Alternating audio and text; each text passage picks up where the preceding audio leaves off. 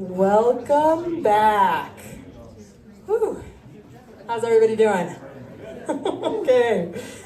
Welcome back to our candidates forum. Please remember that we are recording this and would appreciate a quiet audience to help the recording.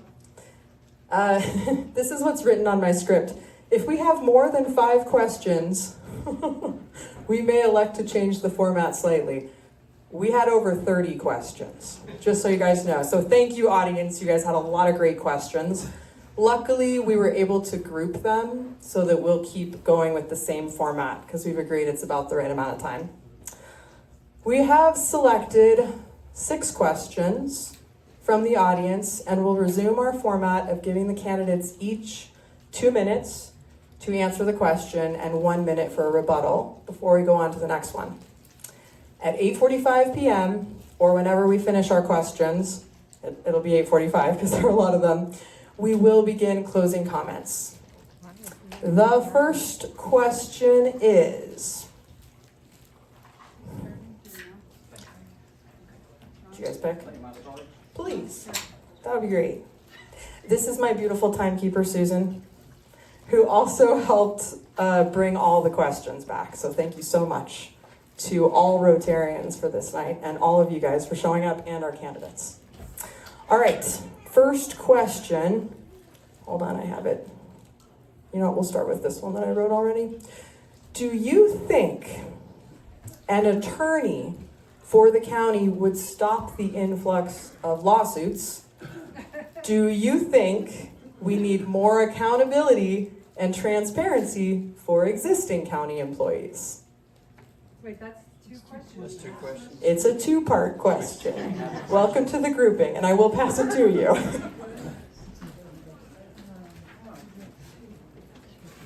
You can pass the next one too.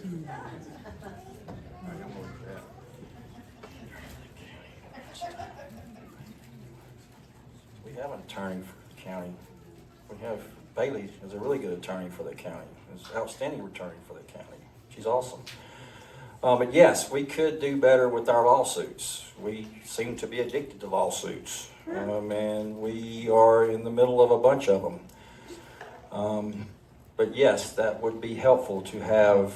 I personally think that we should have legal representation at every county commissioner meeting. I do believe that.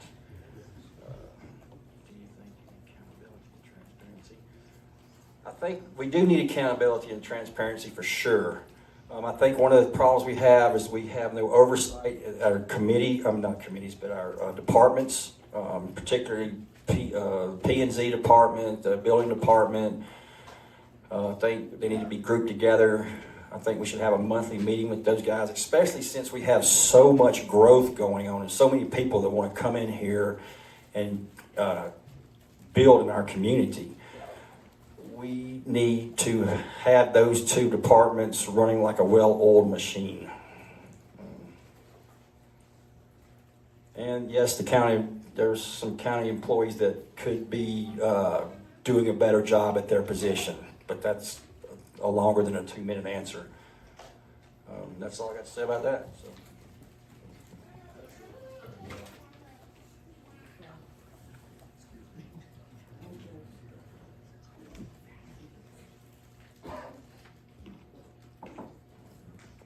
I don't think it's necessary to have another attorney in the county to stop lawsuits.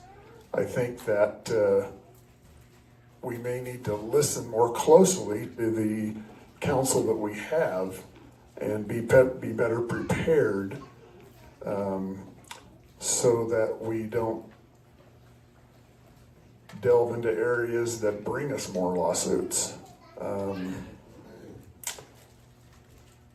I think we definitely need more attorneys, but not for that reason.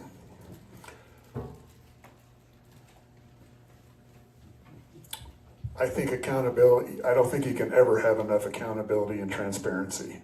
I think as citizens, they want to know what's going on, and they want to know that that their taxes are being used in a way that benefits them.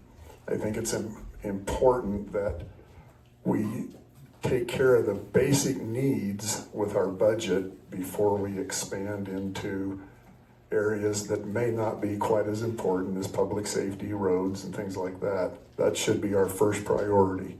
As Ron always says, we need to get our house in order before we expand into other areas. Sorry for stealing that.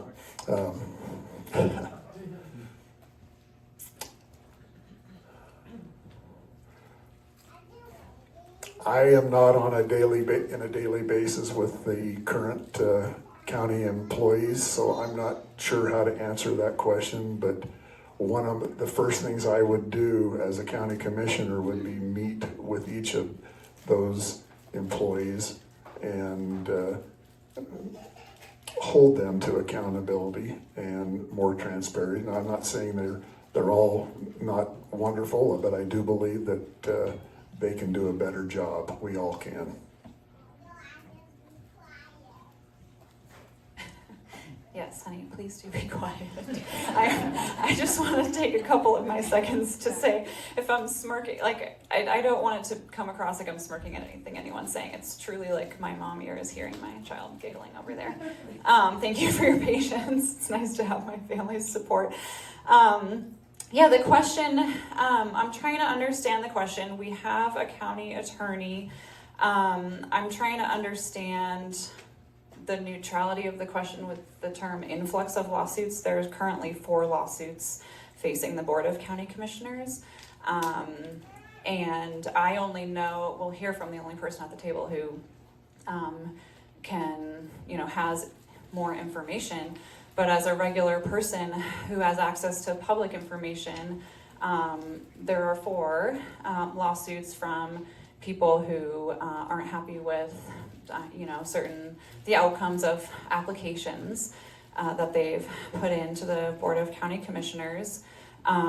People can sue when they're not happy with a decision. So I don't know that being involved in a lawsuit is necessarily a reflection of the decision. It's a reflection of the ability of people to take that action when they want to. County employees, a healthy workforce or workplace environment is really important to me. The county commissioners are the general overseers of all of the county staff, and a priority for me will be to build relationships with all of the staff, understand who they are, role model just a great workplace in the courthouse, address turnover. I think accountability and transparency are important pieces of a holistic approach to employee support and training. Thanks. Yep, she's done. Okay, I'll start with the lawsuit question. This is another myth that's been floating around the community. The county's in a world of lawsuits. It's easy to create that myth when you think that we can't talk about the lawsuits because mostly we talk about them in executive session. There are 2 land use lawsuits currently. One dates back to a planned unit development from the 90s, Teton Creek Resort. The second one is very recent, a subdivision that the Board of County Commissioners denied based on a recommendation from the Planning and Zoning Commission. So there's 2 lawsuits happening, land use related, and 2 more that are more road and road construction related. I'm not going to get into detail, but there could be other lawsuits in other elected official departments like the sheriff or the assessor or some other department that the Board of County Commissioners is not privileged to that. So if there's a world of lawsuits, they're not with the county commissioner decisions. Don't know what they are, but there's basically 4 right now. The 3 county commissioners work as a team. We cannot be the boss. One person cannot be the boss of every county employee. Every decision the Board of County Commissioners makes is in a public meeting with 3 commissioners sitting there. So we are the boss of about 6 department heads or 7. Public Works director, the planning director, the building department manager, the emergency manager, the IT director, they're the same person, head of probation, head of GIS, and the county manager. I might have missed a few, but when we talk to them, when we supervise them as 3 people, and then they supervise people under them. Again, we don't run the staff, we don't manage the staff of other elected officials' departments, and we don't review or manage staff by ourselves as individual commissioners, only when we're meeting together, either in a commissioner meeting or in executive session for personnel. That is it. Thank you. Time for rebuttals? Let's use this microphone and give that one a rest. Oh, sorry. Well, as a businessman, I would say that the buck stops with the boss. You are responsible for everything underneath you. One of the Just those things that I know, I understand that. But at the same time, you need to go in with each department head. Let's take an example that right now it takes anywhere from 16 to 20 weeks to get a building permit. That time needs to be shortened.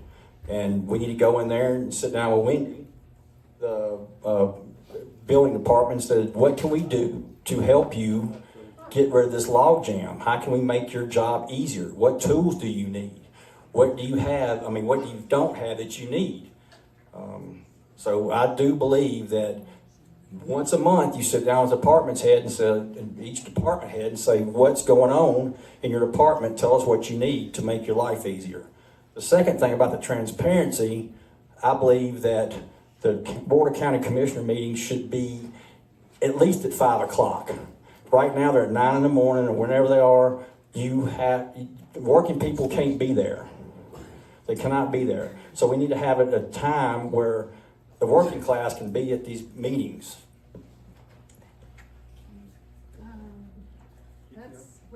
We're rebutting, right? Yeah. Okay, sorry. Our meetings are generally 8 or 9 hours long, and so they might go to 2 in the morning if we started at 5. They have always been during the day. But, it's worth considering, other options, and we do broadcast them, and we allow people to Zoom in. Anyone for any reason can Zoom into our meetings and comment. So if you are at work and you have access to a computer, you are able to do that. Again, 3 commissioners have to be there if you're going to direct your staff to do something. And so that is the only way to do it. And you have to do it in a public meeting, or if it's a personnel issue, executive session. So I just want to reiterate the fact that we do that, but you can't just go around telling people what to do as an individual county commissioner. The staff doesn't like that. It's not effective, and it's not legal. Any other rebuttals? Yeah, I understand that totally, Cindy, and I think that's, it's always been the case, I'm well aware of that. But I do believe that consistent meetings with those department heads, I don't know how often you do meet with them actually, but consistent meetings with them is what would bring that to pass.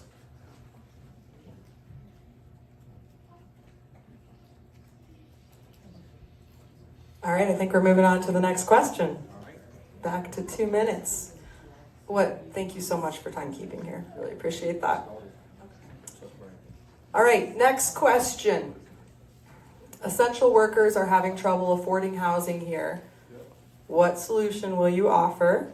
2-part question. Please be specific about how you would manage growth and address the current disparity between wages and the cost of housing. I think we should just buy everybody a new house.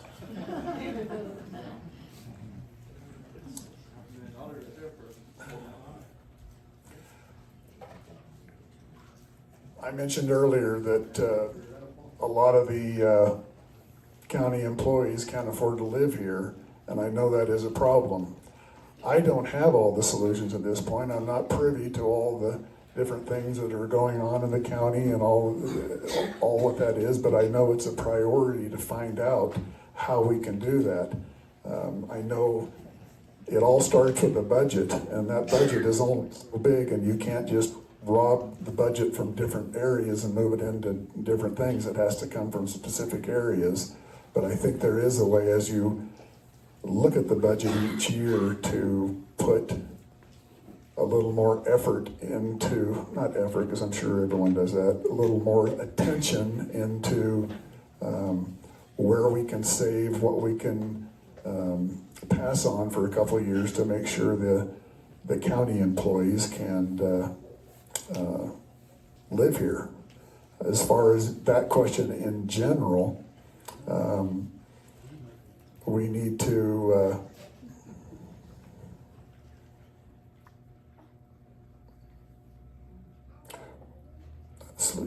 we need to have more affordable housing so that everyone who works here, not just county officials, can or county employees can afford to live here. How would you manage growth and address the current disparity between wages? I think I hit on that a little bit, but the cost of housing is way too much, and the county has no bearing on what that is other than to do its part to keep the county cost as reasonable as possible.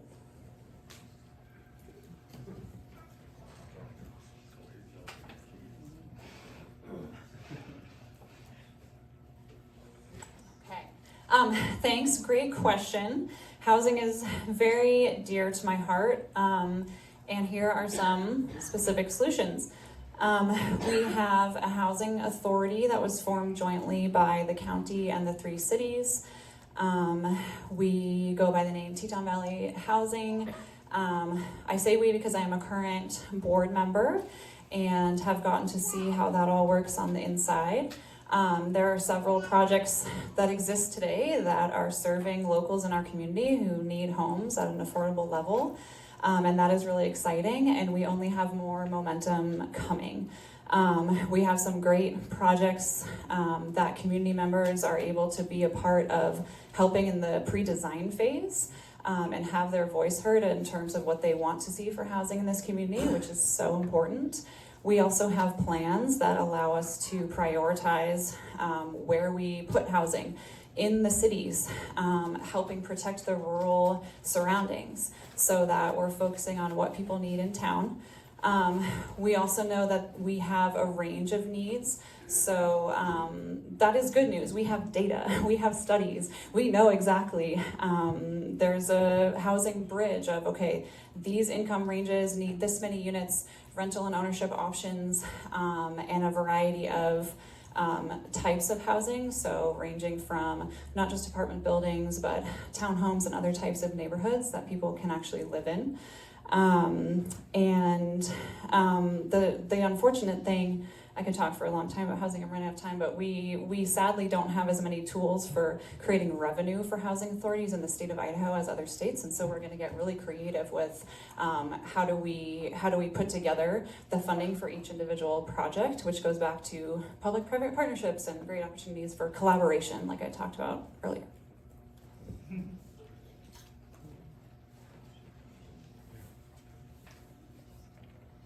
Okay, I was part of the formation of the Teton County Joint Housing Authority in late 2019, early 2020.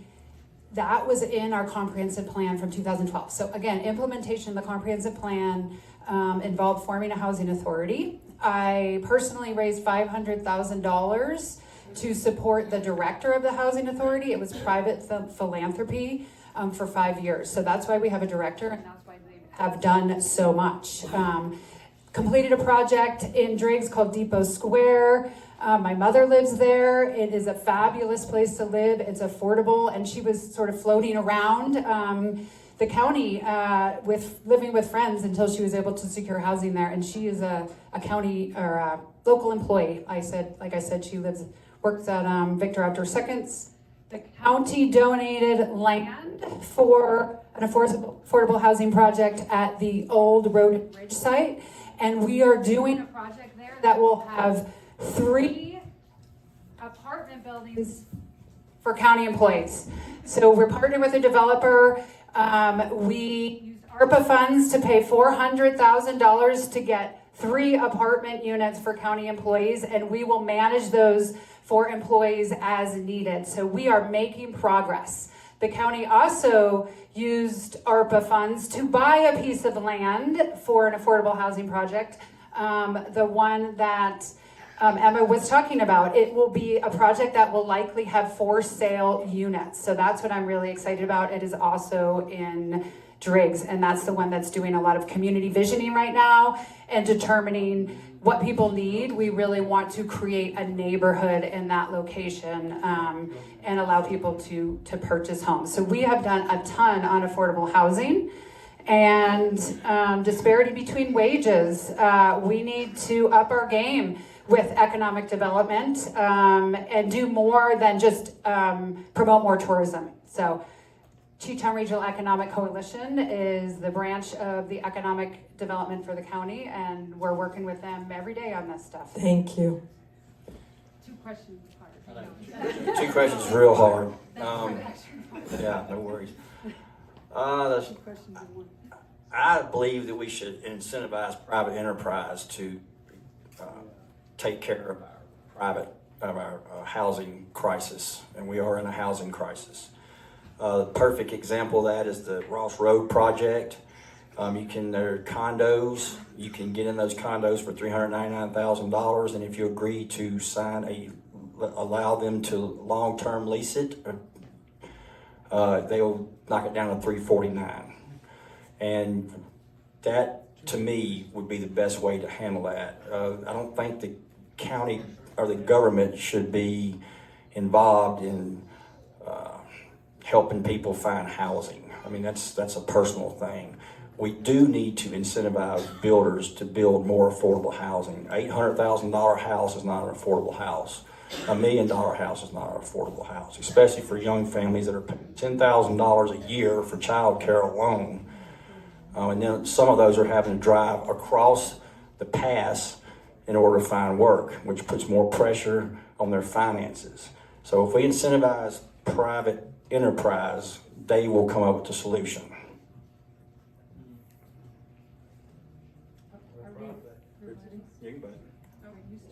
Did you go? I started. I can't even Oh, you remember. did. Okay. Okay. I just have one thing to say. In Mountain Town, the market has never solved the housing crisis. I was just at a conference with Emma. It was a Mountain Town Climate Solution Conference, and housing comes up again and again when you meet with members, leaders, elected officials, planning staff from other communities. We have to help we have to provide some subsidies. The way we've done it here is land for affordable housing projects to work in mountain community where the cost of building is so high. We will not solve this problem with just waiting for some developer to do good for our community. We have to incentivize, we have to partner, we have to raise money, we have to write grants, we have to be creative, we have to work together.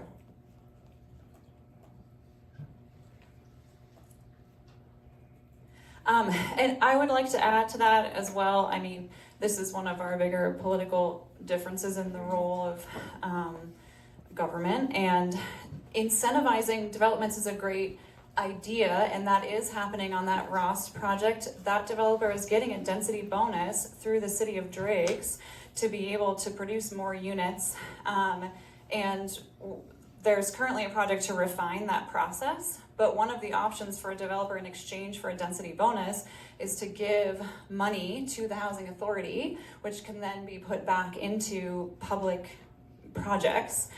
So when you say we want to incentivize private developers, many of the incentive options are options that then go back into the government's role in creating homes that fill that need. So I think it's both.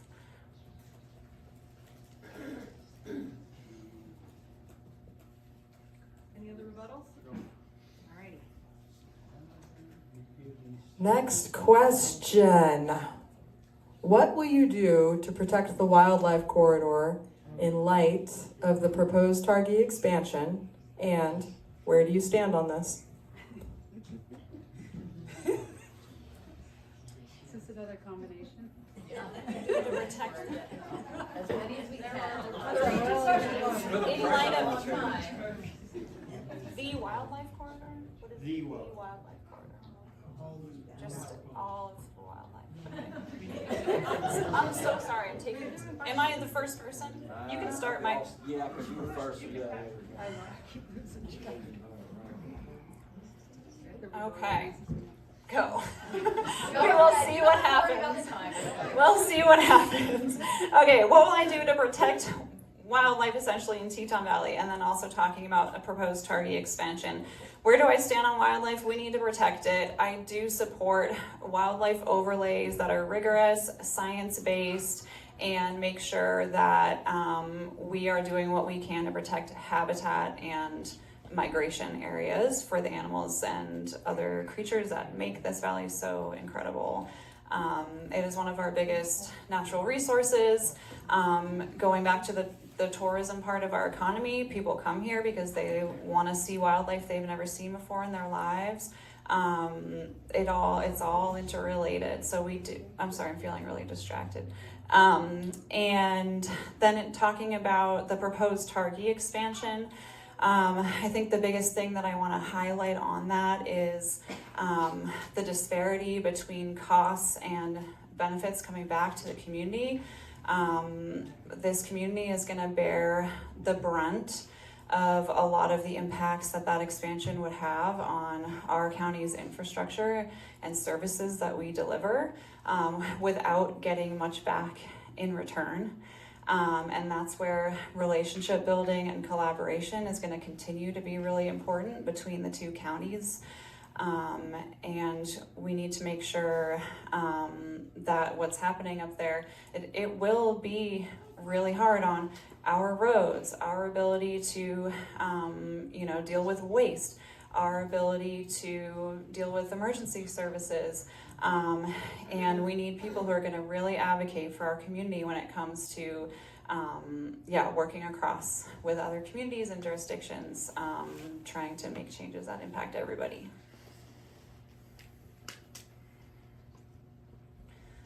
Okay, back to our 2012 comprehensive plan. It asked us to better protect wildlife in this community.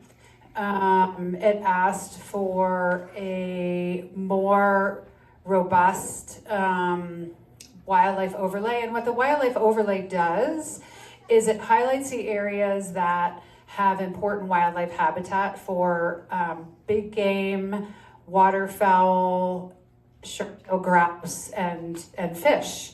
And again, besides people wanting to see these species, they also use them for food. So hunting and fishing, again, I think is an important heritage piece that we need to stay focused on. We are part of the Greater Yellowstone ecosystem. I do have a background in ecology. I think it's really important that we scientifically identify those wildlife corridors and protect them, so wildlife can continue to live and move through here safely. Grand Targhee is an issue that I've been dealing with quite a bit. We don't know what the analysis is from the Forest Service, but Targhee did propose a boundary expansion and a bunch of upgrades, including new lefts and mountaintop restaurants.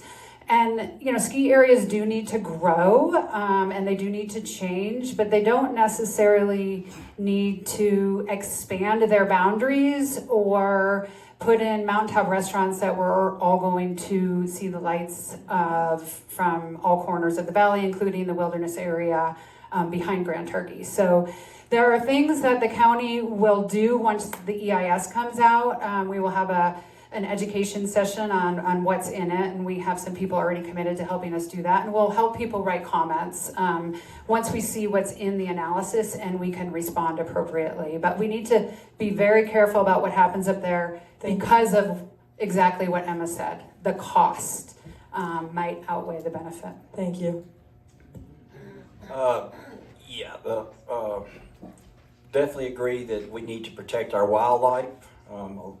Many outdoorsmen here, and they would agree with me on that. We love our wildlife. It's one of the reasons we live here. We love this beautiful scenic corridor we have. But going from 26% overlay to an 81% overlay of the county, in my opinion, is a giant overreach. And I do not agree with that one bit. Now, on the part about the Target expansion, I think we need to renegotiate that contract. That's one thing I can agree with y'all on. They put tremendous pressure on our resources, roads, law enforcement, first responders, and considering we're 12 deputies short already in our sheriff's department, we have to have more funds to be able to not only protect our citizens in our county alone, but much more, even more, if Target's going to add more tourists that go through our roads. So yeah, I think that contract needs to be renegotiated, and the state of Wyoming or Teton County needs to up their money to us.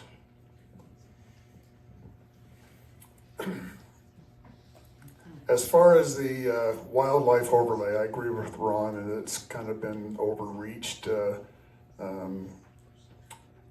My big concern with that and other restrictions on the comprehensive plan is, and I've said this before, I feel so bad for some of the longtime residents here that have lived here 30, 40 years, bought 40 acres when they were younger, paid taxes on it their whole life, paid their payments, now they're old and ready to be retired, and maybe their kids want to live here in the valley and can't afford to, and so they want to break their 40 acres up into a few 5-acre parcels, and they can't do it.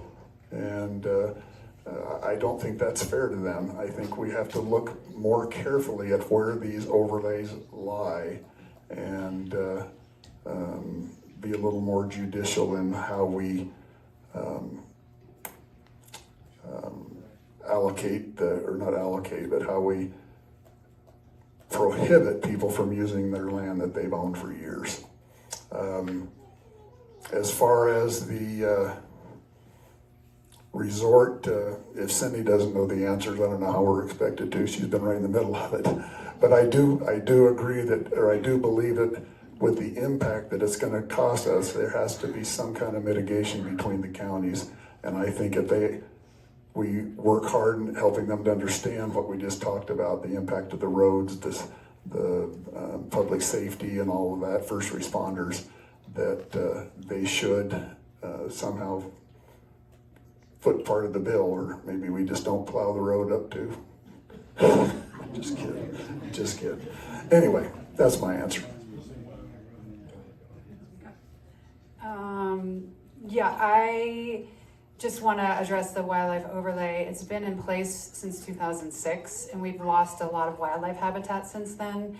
What the wildlife overlay does is it asks developers to hire a consultant and identify the most important vegetation, and mainly it's vegetation on the property, and try to avoid development of in those areas that are the most important and allow for wildlife to move through.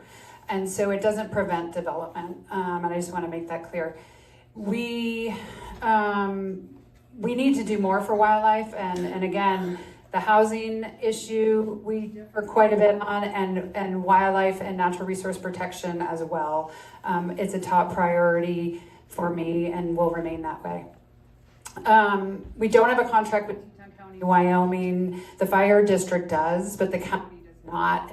And you're right, we have to sit down with them and help them understand our tax structure so that they also get that we can't raise our taxes we can't raise our taxes more than 3% of the total budget, but we also don't have a lodging tax. So they didn't understand that until we explained, and I think they are willing to work with us. They're good people over there. The Board of County Commissioners. Targhee has not offered us anything, by the way. Thank you. Can I rebuttal on that? Can I get a rebuttal on that too? Can I get a rebuttal? Well, the reason I'm so not against the overlay, but what the overlay does, it kind of contradicts the affordable housing. When somebody wants to build something, it increases with the impact fee, it increases their permit fee, which in turn, the developer or builder is going to pass that on to the buyer. They're not going to eat that. They're going to pass it on, just like any good businessman does. If he has an expense, he's going to make sure he covers that expense. I think that does in some way prohibit affordable housing. That is right. A good businessman would do that because the businessman is in it for profit. And that is why the free market is not going to solve the housing crisis. Yes. Free homes. Really? Play nice now. That's all I needed to say. Really nice. I'll play nice. I hope that came across as a friendly. No, you're right. You did. That's all. I worry about the county. Yeah, yeah. Any more rebuttals, or should we move on to the next question? Do I get another one? So our next question made us laugh out loud, so we're going to share it. And I would say, candidates, you can use this question to kind of go where you want. Great question. What's your vision for the Valley? More Ketchum or more Stanley?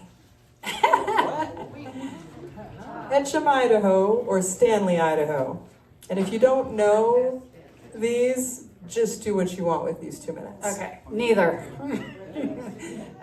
Yeah, we're very different, and I've spent a lot of time in both places.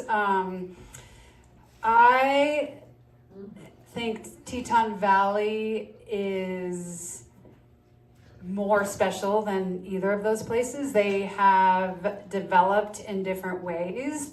Ketchum is a very walkable community. There's lots of downtown shops. There's lots of bike paths. It's a fun place to visit, but I would never want to live there.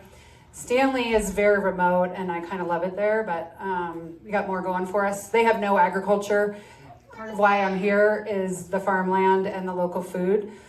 But my vision is a strong, diverse community that can find most of what we need right here. That's jobs, housing, education, food, recreation, and aging in place, childcare, and aging in place. That we have safe, affordable, and efficient housing and become less reliant on individual cars. That we maintain our incredible fish and wildlife habitat and recreational opportunities on our surrounding public lands. And that Teton Valley remains a great place to raise a family. And that our children and their children are able to come here and also make a living and raise a family if they so choose. Okay. My vision for the Valley is keep doing what we're doing. We live in, like Cindy said, we live in an awesome place. We live in one of the greatest cities or counties in the United States. I mean, it's just awesome here. From our diversity, of our citizenship to the outdoor opportunities we have here, to just a beautiful, beautiful place. And I don't want to be either one of these places. I want to be Teton Valley, Idaho. I want us to be special. When people come through here, we love this place. I wish our home was like this. And working together as a community across the aisle, we can save that, but we can also improve on it. So I think let's just be Teton County, Idaho.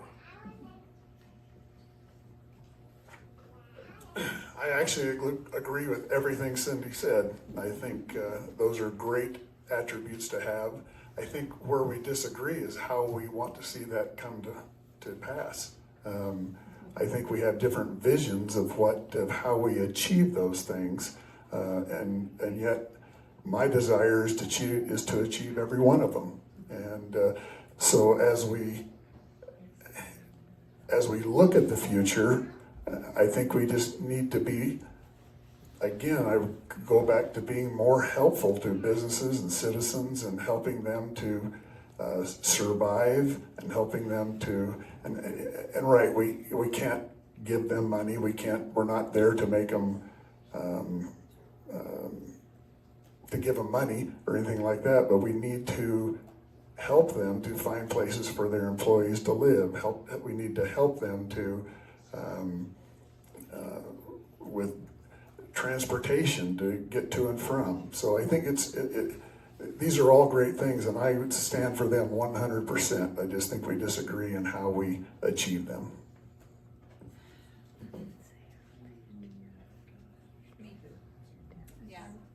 Oh, I'm sorry. No, I have to answer the question. But I will keep it short. I mean, okay, the question, Ketchum Stanley, neither. We are Teton Valley. We love ourselves. We're going to be ourselves. A lot of the vision has been laid out. We want this to continue to be an amazing place.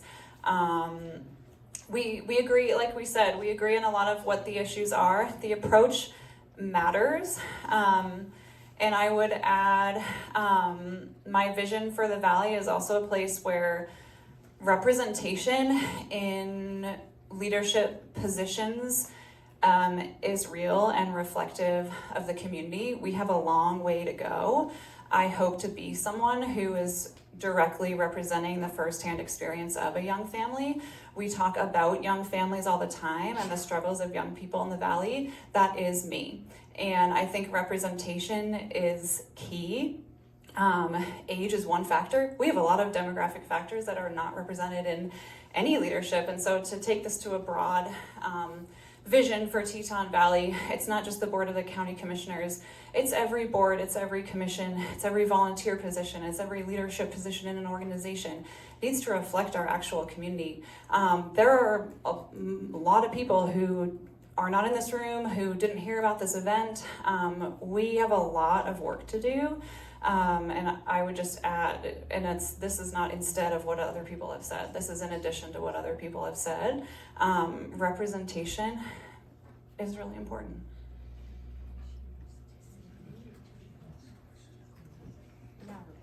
I just want to be Teton County. Yes. I think we agree. Okay, Teton County. Cool, with the cool kids. All right, where the cool kids are. Yes, that's right. Okay, next question. How does growth in the valley change our aquifer from irrigation use to domestic use? And how would you mitigate this? Also, what are your thoughts? Man, I'll pay somebody that $50 What are your thoughts on preserving our wetlands? Who's first? The wetland question, I don't have a dog in that fight. That's the EPA, and there's nothing I can do as a county commissioner to mitigate that whatsoever. So that's, let's see. The aquifers are run at the state level. I know during this growth cycle they were tagging wells as they didn't want the farmers to irrigate, because there is some concern about the aquifer running out. The domestic question is, well, Driggs is the best answer to that you cannot develop commercially in Driggs right now because there's no water. In order to build commercial, you have to go buy water rights given to the city, and they allow you the water rights you bought to be used during construction. How do I mitigate this? Like I said, turn over to the EPA. They do a really good job at that. So that's my answer. What he said.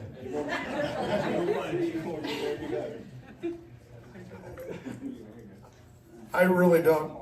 Yeah, it is a hard question because, and like Ron says, the water is a state agency more than a local agency. It dictates to us what we do, not us to them. But I know water has to come from somewhere, and it usually comes from the sky. And you either take the water from a reservoir or you take it from a well. Either way, the water coming down the mountain doesn't get to the aquifer, or if you take it from the well, you're taking it from the aquifer. Maybe our mission should be some way to better recharge the aquifer we already have. I really don't have an answer for this question because I don't know if it's a good question. Sorry. Go ahead, Cindy, you take it away. No, it's my turn.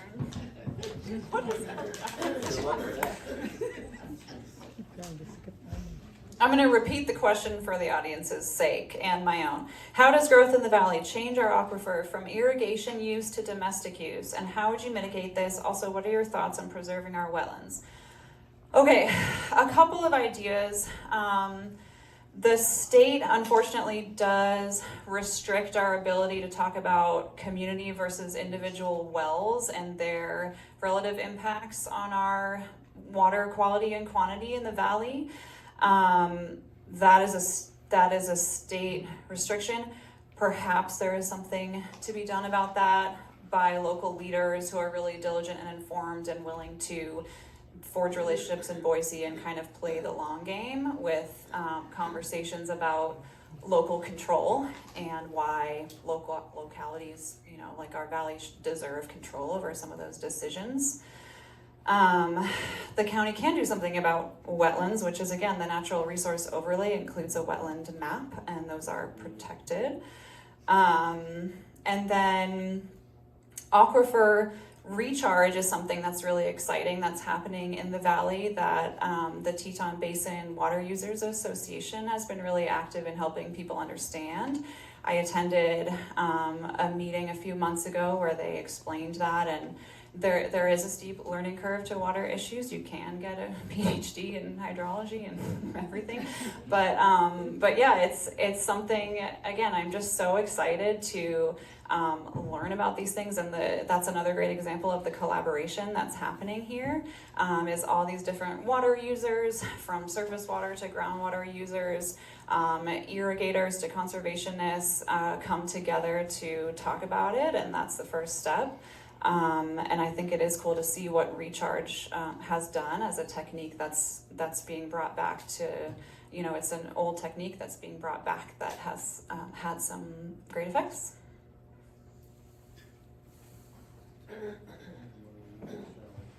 Where'd it go? Okay. All right, I am ready. Thank you. Water is a limited resource. We all know that. We all have to work together to figure out how we can use that limited resource in the most conservative way into the future, because we have to be really careful. We know other communities are running out of water. Like Ron said, Drake is asking new developments to bring water rights. They don't have enough to service the developments that they have. So IWDR, Idaho Department of Water Resources, does permit these individual wells that every 2.5 acre subdivision gets access to. When we've done planned unit developments for subdivisions in the county, we have required community wells and can require community wells. The state is also exploring legislation right now, and it was introduced last year, that they would regulate subdivision water and require community wells, because they know we are running out of water. It is a huge part of our local economy, especially the agriculture. So if we don't have enough water to irrigate or to drink,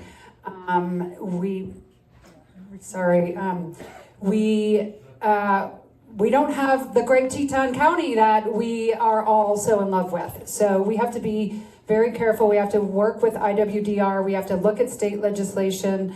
We have to implement local regulations. We can do some of that. They don't totally control us there. And wetlands are important because they absorb this aquifer recharge that we're trying to do here. We need the wetlands to recharge our aquifer. That's why we protect them.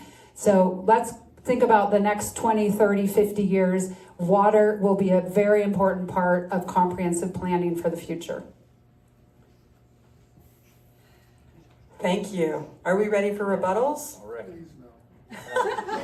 Who asked that question?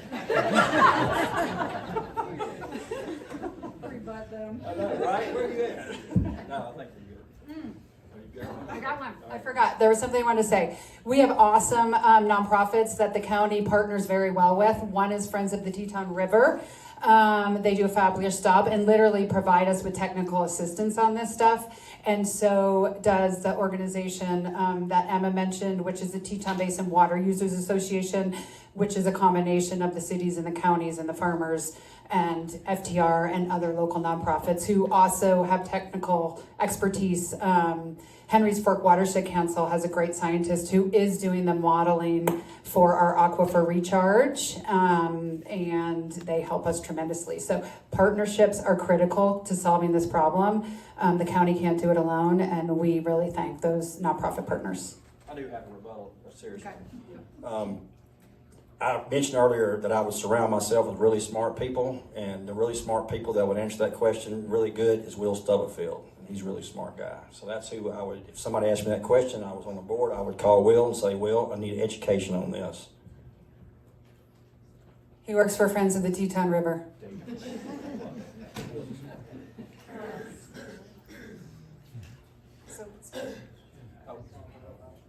No. Next question? Yep. Alrighty. This is our last question. We will then move to our closing remarks. Okay. Will you modify Teton County's taxes in any way? Why or why not? And would you change anything in the county budget as it stands currently? Yes. Here's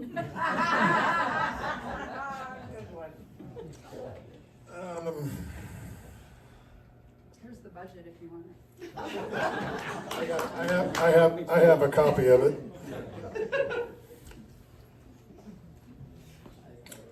I certainly would not want to change any of the property taxes that we have currently. I definitely would not want to add to them.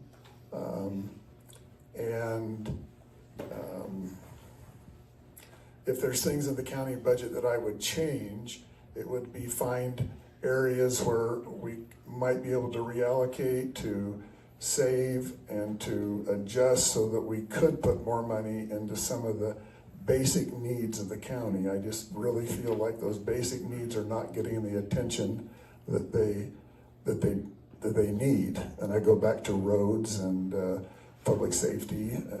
I know we spend a lot of money on them right now, but we definitely need to find ways to spend more.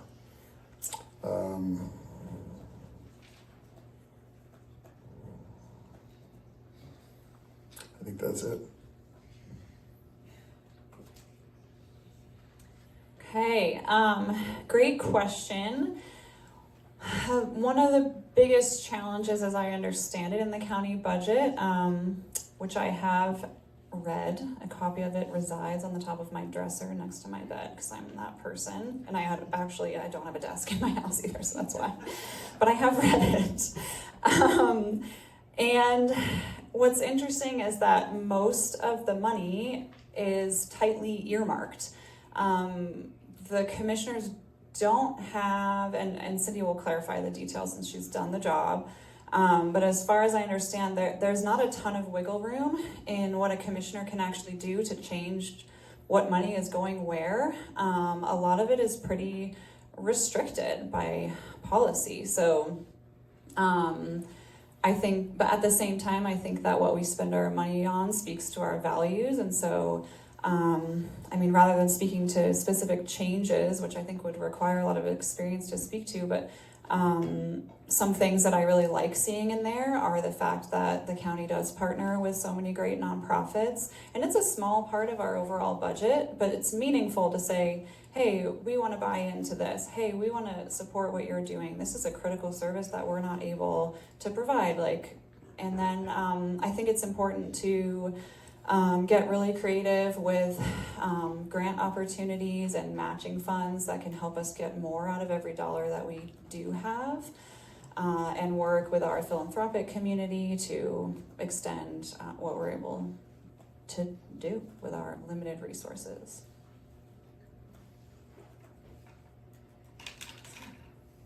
Okay, where's that question? Okay. Okay, so I'm ready. Modify Teton County's taxes. We really can't increase property taxes more than 3% a year for our overall property tax budget. So there's not much we can do there. Ron suggested lobbying the state legislature. For 10 years, I've been lobbying the state legislature for additional revenue sources for counties, and so have the 44 other counties in the state. We know we all need more revenue. It's not just Teton County. We are all strapped right now with what's going on in the state. What I have proposed instead is a new revenue source, which again is the 2% lodging tax for counties. That would raise $700,000 a year for Teton County. And it's about 22 million throughout the state, so other communities would benefit as well. Grants are critical, and we use grants a lot now, especially for big road projects. It's usually federal money that comes through the state. And we've been quite successful at getting some grants for our bigger projects. We also have the road levy, which, thank you taxpayers, that helps augment funding for road projects.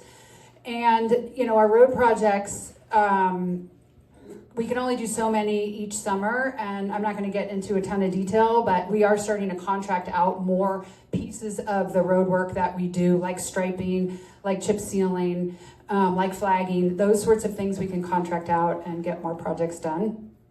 And then as far as the county budget goes, I've been through budgeting 9 times. Again, I said I've worked with, you know, commissioners from different parties.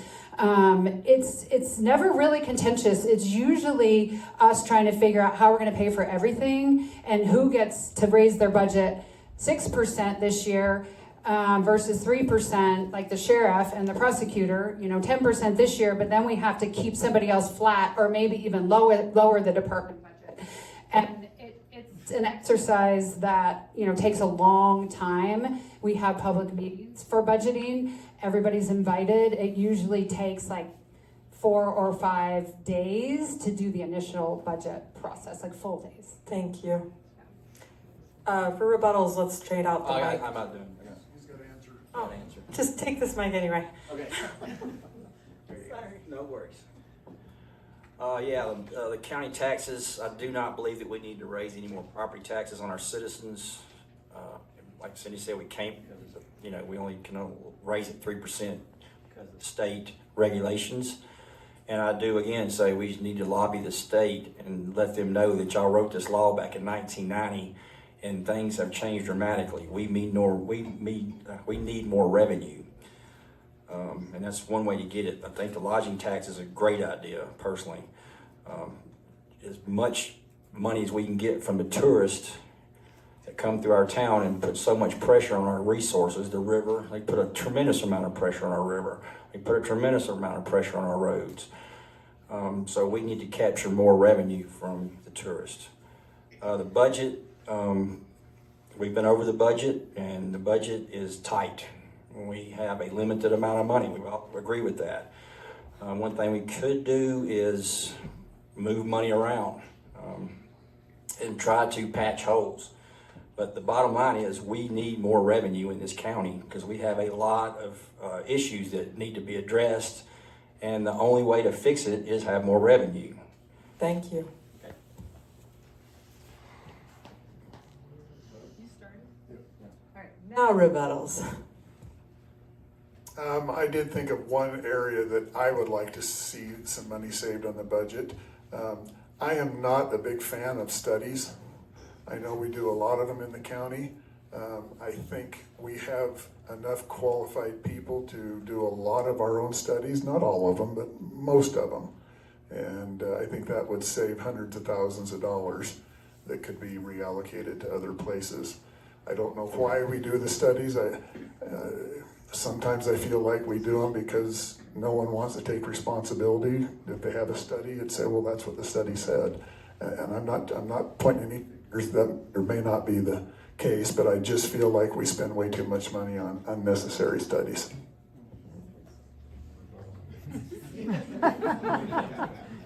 I'm not sure what studies we're talking about at all, but we do plans. I particularly like action plans so that there are steps that are very clear for different departments to take to move vision and projects forward. Right now, we've gotten this $120,000 grant from the U.S. Department of Transportation to do a safety action plan for our roads and highways with ITD, and I mentioned that earlier. The safety action plan is necessary prior to getting the grants from the federal government to implement those action steps that are in the plan. And we will be eligible for those grants from the federal government, hopefully, once we have our safety action plan in place. And so you need plans to get funding. You can't get grant funding without a clear plan for how that money is going to be spent to benefit the community.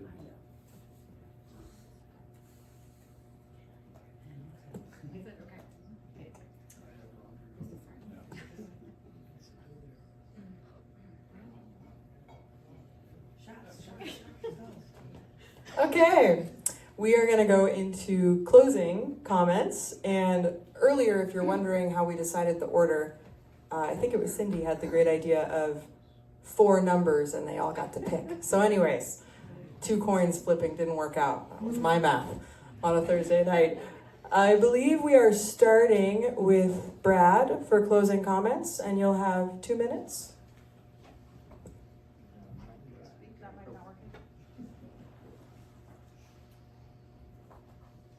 So I've looked, I haven't.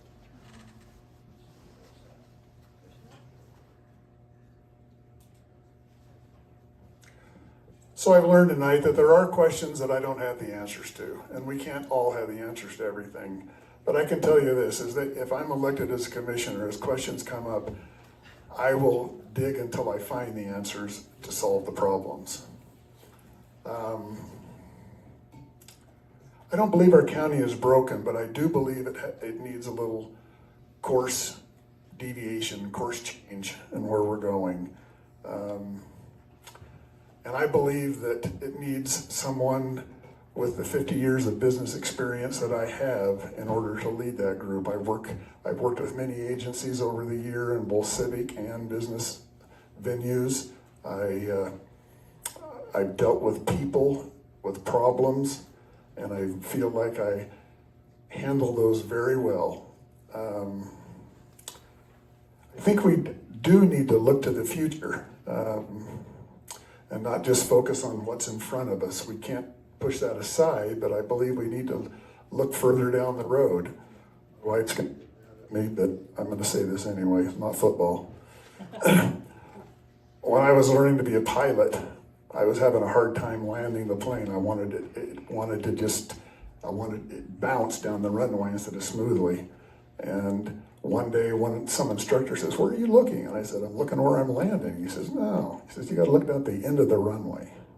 He says, "And as you do that, your plane will drift right on thing." And that's what I believe we need to do in the county, is we need to be aware of current problems and deal with them, but at the same time be looking down the road to the future so the decisions we make today will make the future smoother.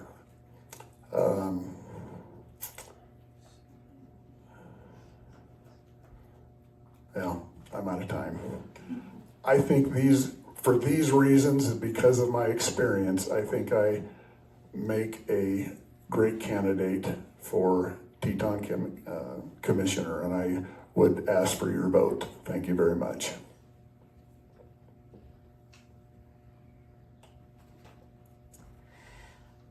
So, thank you.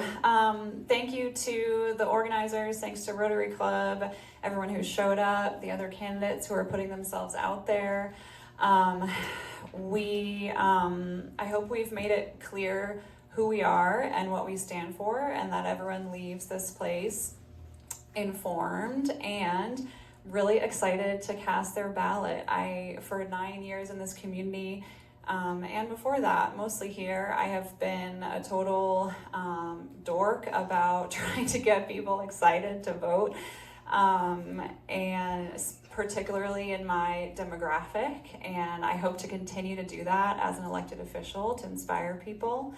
I hope I've made it really clear how in I am. I want this. I want to work for you. This is a job interview.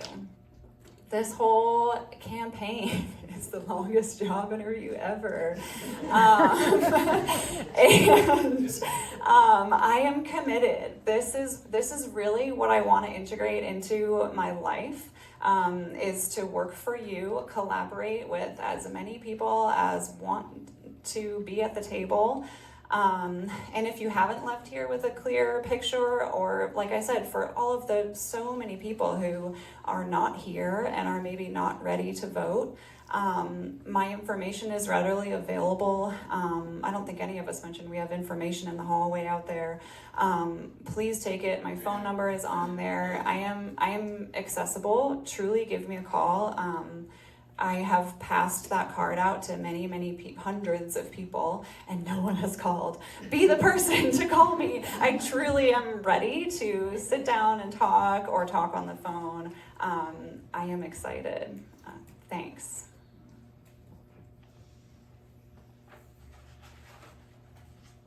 All right. It's been a long night. Thanks for everyone's patience in listening to us.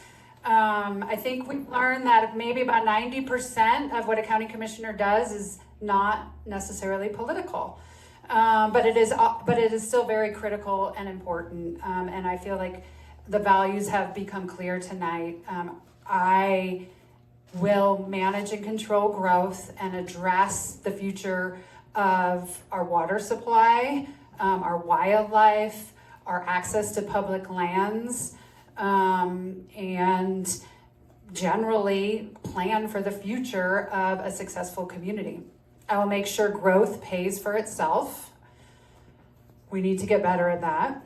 I will support enforcing county laws and ordinances, and that includes zoning ordinances, the land development code that was recently adopted, in 2002, and support a code compliance technician. It's very important that we actually enforce the rules we've put in place.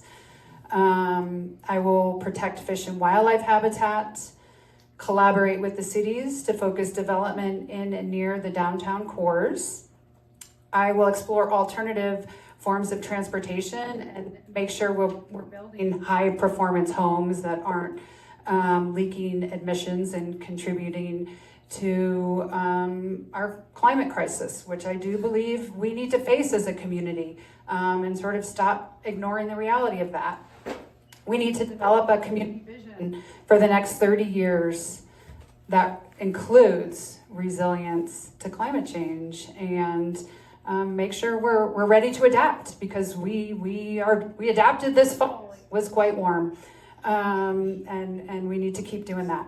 So I'm worried about my opponent. That's it. Thank you. I just said I was worried about some things about that my opponent said, but I'm fine. I think people know. Let's trade out the mic. I still hadn't done my three. These mics, are they? Trade what mics, is is that what you I said? don't know. Okay. I don't know. Okay. They seem Well, it's not like the interference with your hand, maybe at the bottom of the mic? Oh, that's what it is. Oh. Okay, first of all, thank y'all all for just taking time out of your day to come and listen to us.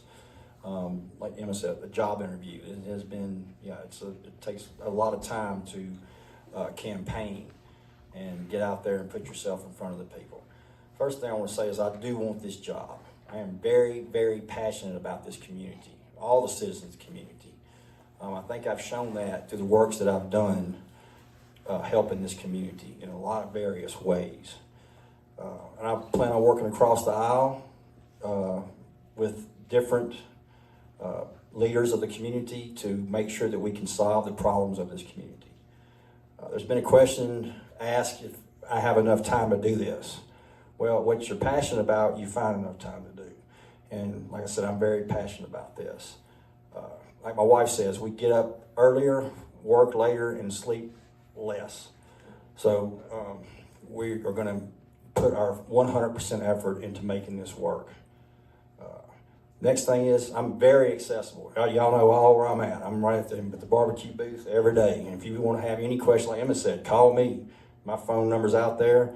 I'm at the barbecue booth, on a daily basis, and you're more than welcome to come have a burger or a pulled pork sandwich and sit at the picnic table and ask me any question you want to, and or tell me something you're concerned about.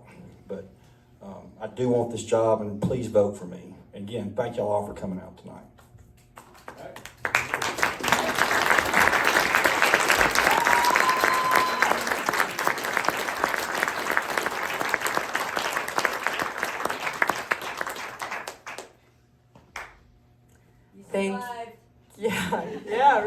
Thank you so much for joining us. You have been a great audience. If you have questions for the candidates or questions about Rotary and how to get a copy of the recording, you can email us, info@tetonvalleyrotary.org. There are also pamphlets at the back. On behalf of Teton Valley Rotary Club, we would like to thank Piers for hosting this event. Yes! And thank our candidates again. Don't forget to vote. Have a great night. We have the theater till 9 o'clock, so feel free to hang out for a little bit with Scully.